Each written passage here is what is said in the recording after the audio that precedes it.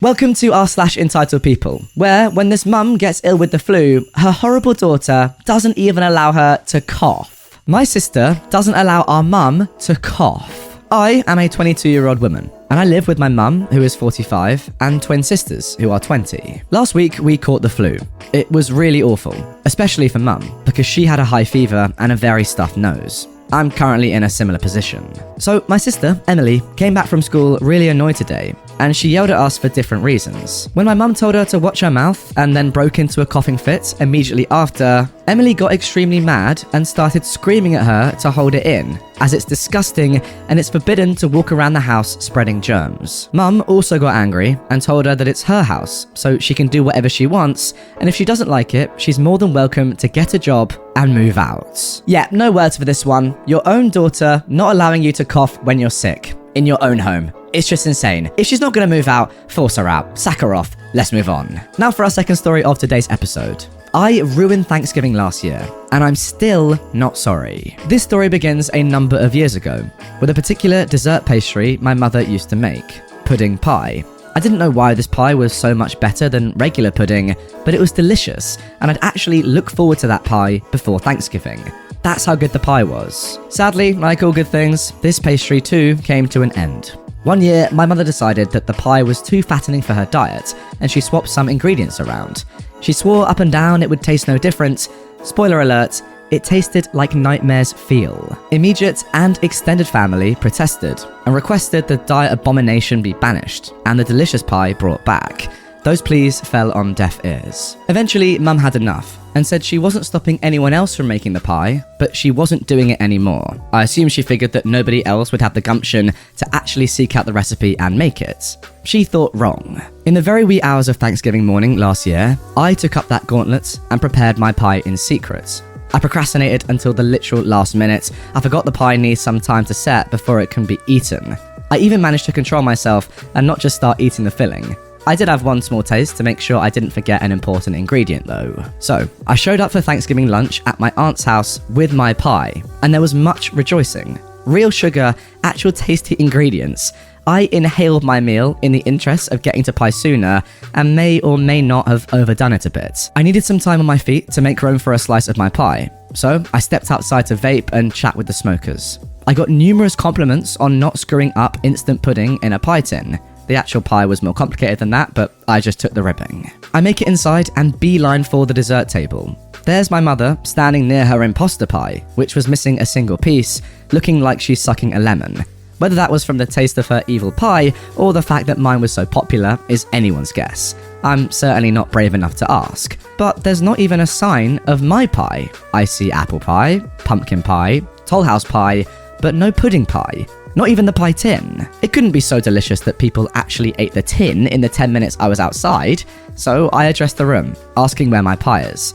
Several people look at one of the couches and then away. What I saw made my blood boil. My sister is sitting on my aunt's new couch, the entire pie tin on her lap, massive spoon in one hand, a can of whipped cream in the other, and she is going to town on my pie, which had been a little over half eaten by people who weren't complete savages before it fell in with bad company. I recall saying, "Really, sis?" Her head pops up and she looks at me like a deer in headlights. This woman, who is in her 30s mind you, has chocolate pudding and whipped cream smeared all over her face. She compounds the image of a toddler by speaking with her mouth full as she tries to justify herself. What? Mum said someone needed to take the pie away before she caved. Reason and consideration left me. I spent hours on that pie and I didn't even get to eat a single piece. I won't claim what I did next was okay. All I will say is I've yet to regret doing what I did, and I honestly can't think of any other way I could have responded. I don't think I'm the hero of this tale. All I can say is I'm not the only villain. I snorted like a little piggy. Twice. I'm not sure when the rest of the room quietened down and watched our little showdown. All I can say is it was silent when I oinked, and everyone heard it. It took a little while for what happened to actually percolate into her brain, but once my sister realised, she just stood up, sending the pie onto the floor with the pudding part face down, and flung what was in her hands away so she could cover her face and start sobbing. She sprinted to the bathroom and slammed the door shut.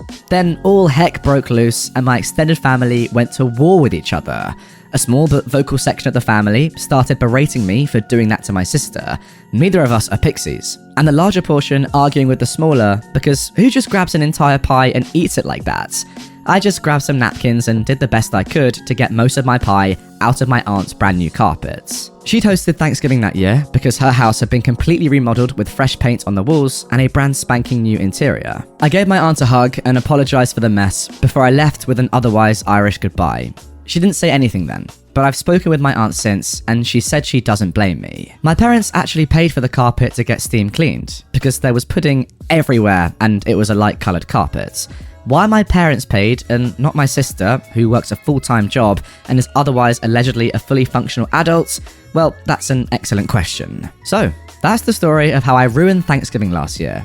I hope you won't judge me too harshly. You know what? I can't even work out who's worse in this story, your mum or your sister. Or maybe they're just both as bad as each other. Seriously, they're both terrible. Like, to be honest, yeah, I do get if your mum wouldn't want to eat the pie herself. Maybe she's on some sort of diet, then it's not the most healthy thing. Completely fine. But still, it brings so much joy to so many people. Why not just make it anyway, and then just don't eat a slice yourself? That would make more sense to me, given that so many people absolutely love it, and it's the highlight of their Thanksgiving. But hey, fair enough. Then your sister, eating half the pie herself when she knows how much everyone else loves it, not even allowing you, OP, to eat some of your own pie. That, again, is just awful. And to be honest, doing the pig snorting noises, I back it. I think that was completely justified. Can you imagine her just like chilling on the sofa, just digging in with a trotters? Well, a bit harsh, but anyway, yeah, I can. I also love how your sister tries to justify it, as in her mum saying to her, take the pie away from me or I'm going to have some myself because it is so nice. And she just eats half of it herself instead. Incredible. Let's move on. And now for our third story. Uncontrolled kid in the waiting room. I take my daughter to speech therapy, and I have to wait in the waiting room during her appointment because my other daughter, Helen, and 3-month-old baby can't join her because of COVID rules. No big deal, Helen is pretty active but well behaved. There are other parents and kids who come through the waiting room while my older daughter has her appointments. Now, I've been having a problem with a mother and daughter who come in after us and leave before us. The first time we encountered them, we were sitting on a couch, and the little girl, who is probably around 4 or 5, sat right next to us. There were plenty of other places to sit, and I tried to ignore her. Her mum made a half-hearted attempt to remove her, but gave up when the little girl didn't want to move. Now, she doesn't wear a mask, and then she proceeded to sneeze on my nursing pillow, and her mum removed her. The second time, she sat on the couch with us another week, and I tried to coax her to gently move without any luck. A few more times later, I told her that normally we like making friends, but we want to keep germs to ourselves. No dice. Usually, she only leaves when she has to go into her appointments. I talked to my friend, who's a special needs kindergarten teacher, about what to do in this situation. I don't want to be mean, and I don't know what limitations the little girl has in terms of comprehension. I'm not trying to demonize a little girl who has special needs, but her mum really needs to get a hold of her. My friend told me to be firm but friendly and tell her we want to avoid spreading germs. The last time was insane. I'd given up sitting on the couch in the waiting room in favour of chairs, so there was less room. However, the little girl sat right in the chair with Helen and took me by surprise. I said, no thank you, and her mum got her off. Then she went right for me, trying to lift my nursing cover off of me while I was breastfeeding. I told her no, and her mum said, well, she just wants to see the baby. I replied, he's eating right now. Then the mum moved her daughter away from us. I saw the little girl slide onto the floor out of the corner of my eye. And when her mum left her for a split second, the girl came right over and again lifted my cover off. I barked, absolutely not, and her mum pulled her off of me. The little girl was called in for speech, and that was the end of it. I'm at a loss about what to do. The mum knows what's going on and doesn't care unless I'm very vocal. What do you all think? I mean, this is actually a pretty horrible position to be in if you think about it, especially given the pandemic that's been going on for quite a long time now. I don't like anything about this story. Again, as I often say, I don't really blame the little girl. She's only 4 or 5. She doesn't really know too much. She probably doesn't have that much common sense. The mum, though, what are you doing? If you can't control your child and you get angry because this mum isn't letting your child see her baby, it's ridiculous, especially when breastfeeding. But also, come on, it's COVID, man. Ridiculous. I don't really know what advice I can give to the mum other than you kind of have to take it up with the staff at this therapy place, wherever you are, and say to them how uncomfortable this mum is making you feel, and hopefully they can do something about it. I don't really know what they do. Maybe just say, look, if you can't keep to the current rules about social distancing, then you're not allowed to come here anymore. It's ridiculous. It really is. I don't know what more this mum individually can do other than say, go away. Guys, get in the comments if you don't mind. Drop some advice below for OP.